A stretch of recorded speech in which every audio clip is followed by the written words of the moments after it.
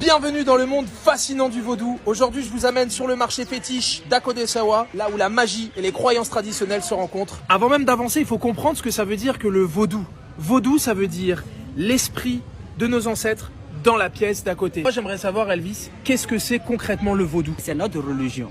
Le vaudou aussi est basé sur les 4 éléments de la nature qui sont la terre, l'air, l'eau et le feu. Le vaudou aussi, c'est uniquement pour faire du bien contre le mal. Vaudou, c'est la magie blanche contre la magie noire qui est la sorcellerie. Et même ceux qui pratiquent le vaudou, ils savent que nous avons aussi les 10 commandements de la nature qui est ne jamais tuer, ne jamais commettre l'adultère, il faut faire du bien, il faut respecter les parents, ainsi de suite. Tout le monde pense que ces poupées-là, elles sont faites pour invoquer le mal, alors que pas du tout. C'est des poupées qui vont représenter l'histoire africaine.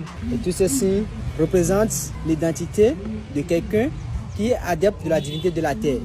Donc ce sont les signes là qui représentent les crous et les peurs sur la poupée pour se faire s'identifier des autres adeptes. Un Africain qui voit